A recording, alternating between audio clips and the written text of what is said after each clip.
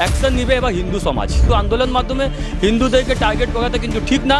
যেদিনকে হিন্দু সমাজ তার পাল্টা দেওয়া শুরু করবে সেদিনকে কেউ সহ্য করতে পারবে না। মুর্শিদাবাদ থেকে হিন্দুরা মার খেয়ে মালদা গিয়ে থাকছে, সেই ঘটনাটাও আমরা দেখছি। সেদিনকে উনি মার খাবেন, যেদিনকে হিন্দু সমাজ পাল্টা দিবে সেদিনকে এই ঘটনাটা ছোট থাকবে তো? সেদিনকে এই ফিরাদ বাবু এই ঘটনাটাকে ছোট ঘটনা বলবেন তো? পুলিশরা জিহাদিদেরকে 2 মিনিটে ঠান্ডা করে দিবে। আমরা দেখেছি ভাঙ্গুরে কালকে কিভাবে পুলিশরা সব জিহাদিদেরকে মেরে তাড়ালো ওখান থেকে। আজকে আপনারা লালবাজার এসেছিলেন ডেপুটেশন জমা দিতে। প্রথমত জিজ্ঞাসা করবো কি কারণে এই ডেপুটেশন? দেখুন, বিগত কয়েকদিন ধরে আমরা দেখছি কলকাতা বুকে কিভাবে হিন্দুদেরকে মারা হচ্ছে, হিন্দু গেরুয়া ধ্বজ বাস থেকে খুলে দেওয়া হচ্ছে, আর মহিলারা যে তারকেশ্বর যাচ্ছিল তার উপর কীভাবে জিহাদিরা অ্যাট্যাক করেছে, সেই সব ব্যাপার নিয়ে আমরা আজকে সিপি স্যার কাছে এসেছিলাম ডেপুটেশন জমা দিতে। কি হিন্দুদের উপর অত্যাচার করা হচ্ছে সে বিষয়গুলো আমরা ওনার কাছে ধরলাম। আর তার থেকে দুঃখের ব্যাপার হচ্ছে কি কলকাতা পুলিশকে ওখানে দাঁড়িয়ে থাকছে, আর কলকাতা পুলিশকে অনেক জায়গা মারা হয়েছে, সেসব বিষয় নিয়ে আজকে আমরা ডেপুটেশন দিতে এখানে এসেছিলাম। আচ্ছা, আপনারা বললেন যে গাড়ির থেকে পতাকা খুলে ফেলা হয়েছে, যে ভিডিও সমাজ মাধ্যমে ইতিমধ্যে আমরা প্রত্যেকেই দেখেছি, কিন্তু তার পরবর্তী আমরা এটাও দেখেছি যে একটি হিন্দু সংগঠনের থেকে অনেকেই গাড়ি দাঁড় করিয়ে বিভিন্ন গাড়িতে পতাকা পুঁতেও দিচ্ছে, অর্থাৎ গেরুয়া পতাকা। এই বিষয়টা তুমি কি বলবেন? দেখুন, সেটা তো হবেই। যখন আমি একটা ভুল করব তার তো প্রতিবাদ হবেই। সে প্রতিবাদ মাধ্যমে হচ্ছে, আর আমি বলছি খুব কম হয়েছে, সেটা আর বেশি হওয়ার দরকার ছিল। কেন কি প্রথমেই যখন ওরা আমাকে চোট দিবে তখন তো আমরা ওদের নিয়ে ফুল নিয়ে তো দাঁড়িয়ে থাকবো না, সে পাল্টা তো আমরা ওকে দিবই। কিন্তু কোথাও দেখতে গেলে এটা যদি অন্যায় হয় সেটাও তো অন্যায়, না? দুটোই তো অন্যায় হচ্ছে। না, অন্যায় হয়েছে, কিন্তু প্রথমে অন্যায় কে করেছে? প্রথমে অন্যায় যারা করেছে তার তো ওকে শাস্তি তো পেতেই হবে।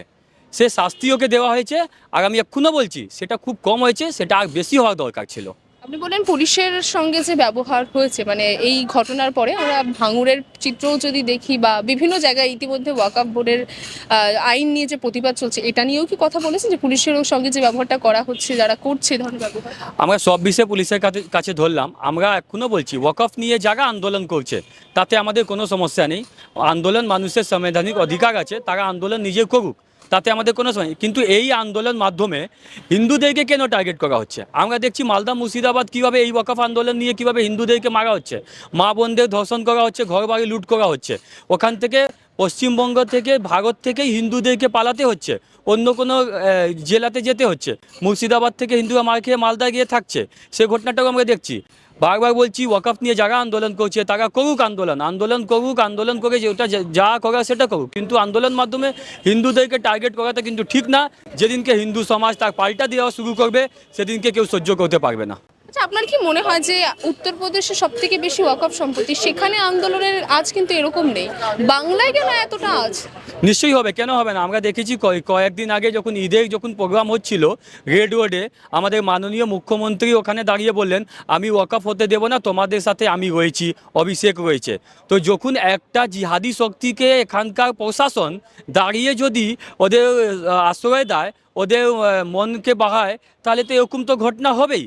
এই সকলই ঘটনাগুলো যারা সব হচ্ছে, সব এই সরকারের নির্দেশে হচ্ছে, এই সব সরকার করাচ্ছে।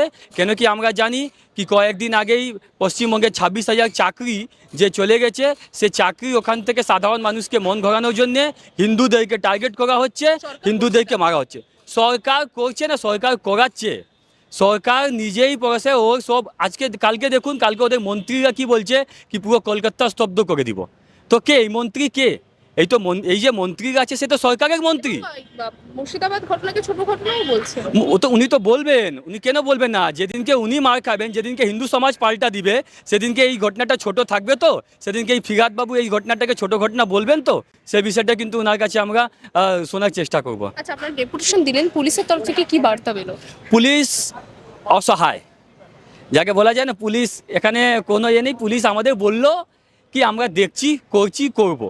তো আমরা যে কথাটা বুঝতে পারলাম কি নেক্সট টাইম থেকে হলে আমরা বিষয়গুলো দেখব, আর এই নিয়ে আমরা অ্যাকশন করছি, কিন্তু আমরা কোনো রেজাল্ট পাচ্ছি না। আজকে এই আমরা ওনার কাছে জিজ্ঞেস করলাম কি এই যে কলকাতা বুকে যে ফ্ল্যাগ খুললো কজনকে অ্যারেস্ট করেছেন, উনি সেই বলতে পারলেন না। উনি বললেন সে বিষয়টা আমরা জানাবো। তো ভাই, যদি অ্যারেস্ট হয়ে থাকে, যদি এফআইআর হয়ে থাকে, তো উনি বলতে পারতেন কি হ্যাঁ এফআইআর হয়েছে বা কেউ অ্যারেস্ট হয়েছে, সে বিষয়টা উনি বলতে পারলেন না। এটাই বোঝা গেল একটা কথায় পুলিশ এখানে অসহায়।